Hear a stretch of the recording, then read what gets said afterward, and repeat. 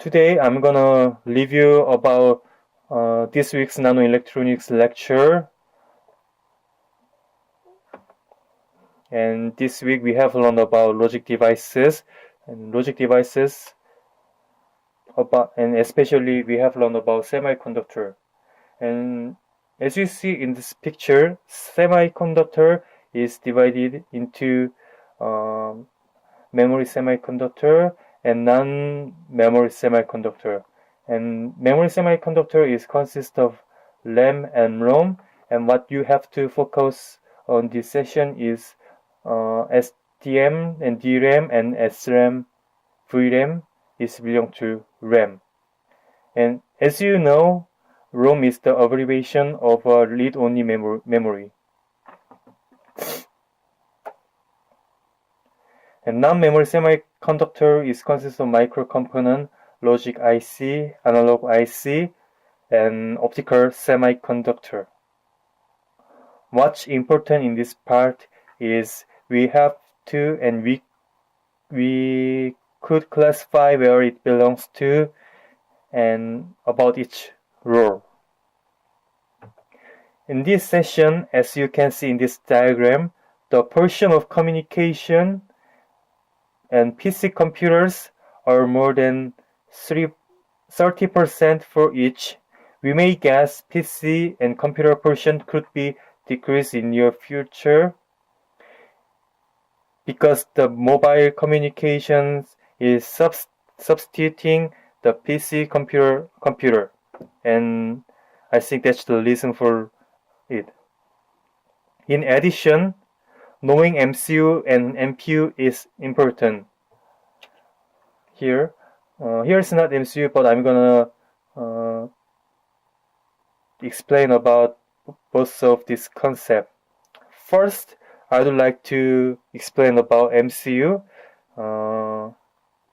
As many people know, MCU is an abbreviation of microcontroller unit.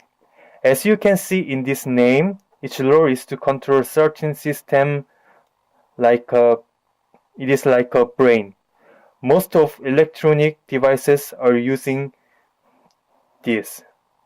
And for MPU is a device which is doing process about decoding, implements each control and etc. Many devices are need and is using these devices in the field. And in this session, we may know that the market portion of semiconductor system is nearly three times bigger than the memory market.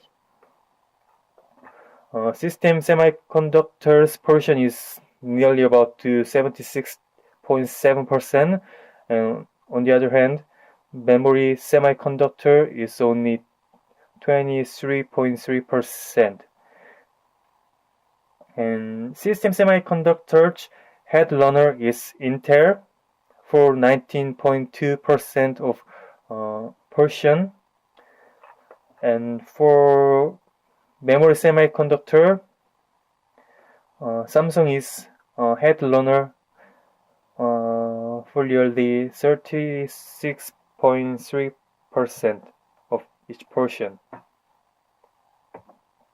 After that, we have learned about neurons because each structure and algorithm like how it acts as like is similar to electric devices.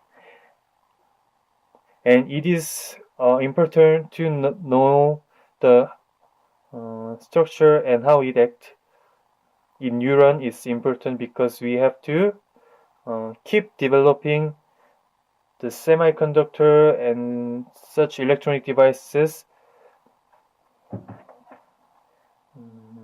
as like a neuron, because if we use this concept of neuron, the performance and each area and power consumption could be improved in the future semiconductor. And this is end of my review. Thank you for hearing.